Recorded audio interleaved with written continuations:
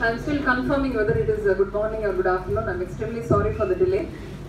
So, respected guests on the dais, HODs, the program coordinators, student coordinators, students of SMK field, and our guests, the students of other colleges who have come all the way to attend the symposium. I can see some familiar faces which I have seen yesterday, and very happy to have you again here. And also the staff teaching and not teaching, every one of you present in this hall, a very good morning to you all and welcome to this symposium. So I've come here at the last because it is my department. I belong to Electronics and Communication Engineering.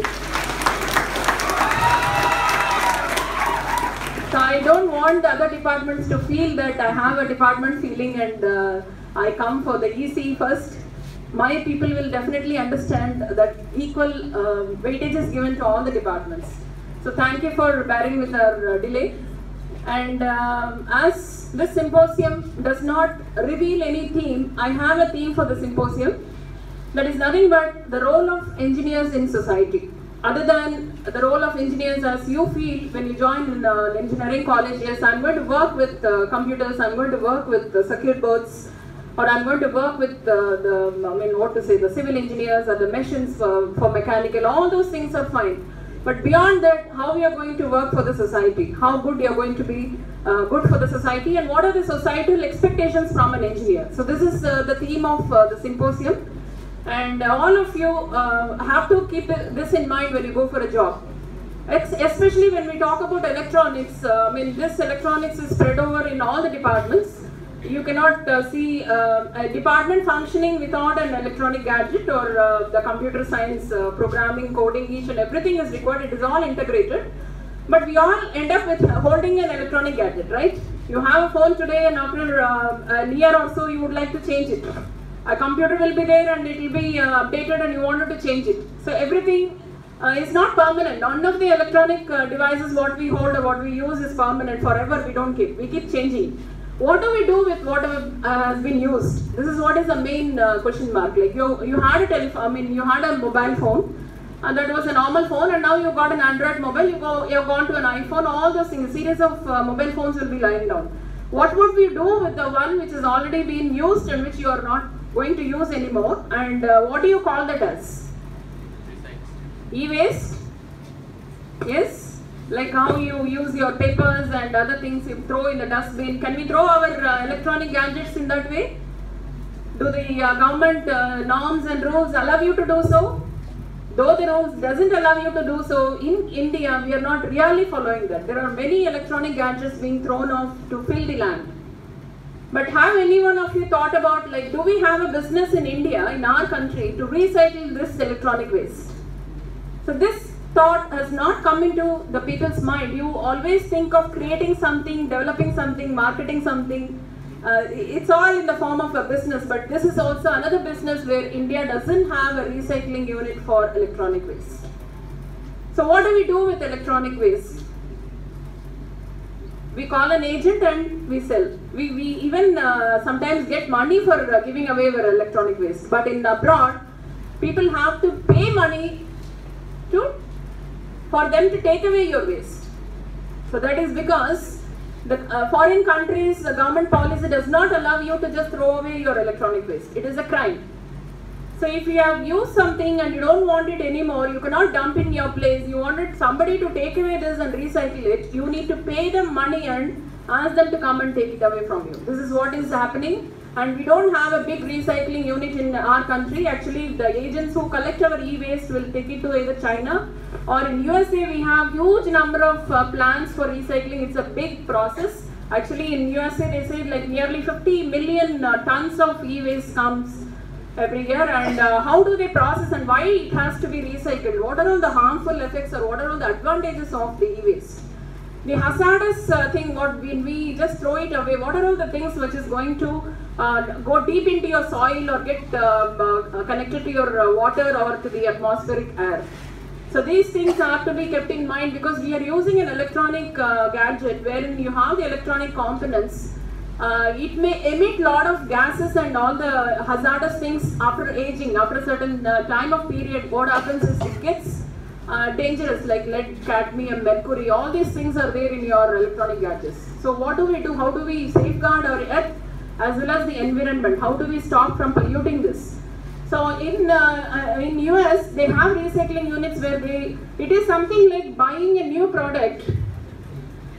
The quotation will be planned for it, and somebody has to go and speak to the recycling unit requesting him to take away the e-waste, and there will be a bargain like, I will pay you this much, please take it. So this much of things are involved in this because it's a crime. They follow the rules and regulations and they give. So why do the recycling company take your waste and in what way they are benefited? There are precious materials present in your e-gadgets.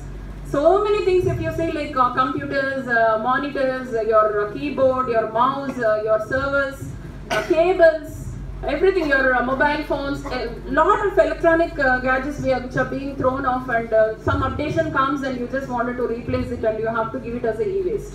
So they collect it first, it is taken in the form of weight, actually, in the form of weight they take, and then they sort out. Actually, certain things are reused there, certain things are again resold based on the working condition of that particular gadget, and remaining things are sent for,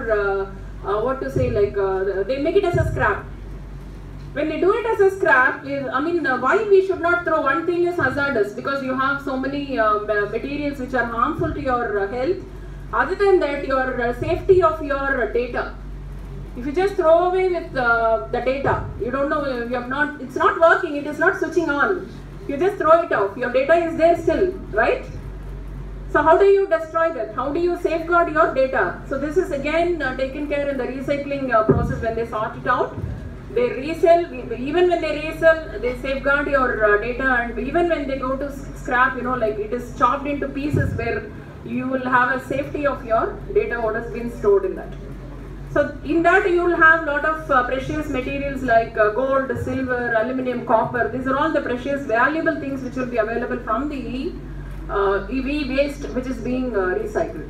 So I wish the engineers have to think in the environmental point of view, and also you should think you have the responsibility to save the environment, and especially these are all silent killers. Electronic waste will not say it aloud that yes, I'm going to kill you, but it has lot of hazardous effects. Whatever you throw it to the earth, it will come back to you. That has been proved by the recent floods. Whatever you went and thrown in the dustbin, the nature has brought it inside your house through the floods, isn't it? So please don't spoil the environment, safeguard the environment, and be cautious when you discard something, especially when it is electronic. Think twice before doing it because it may come back to you. So all the very best. Thank you for coming for our symposium, the outside participants. Enjoy your day and try to carry at least a small message from the symposium. Small knowledge sharing should be there so that every one of us will feel happy about it, and the world is just growing like anything. By the time you come out, one more semester is there. Before that one semester, the final years will be seeing a huge development in the industry, and so keep updated with the industry needs. And a sincere request that I would like, if the ECE and EEE students stick on to your core job, you have plenty of opportunities for your own job, and we need people like you to enhance the current industry of electronics and electrical. You have numerous opportunities, no need to go and compete with the computer science people. You are the heroes of electronics and electrical, so don't forget that and don't go as a joker there.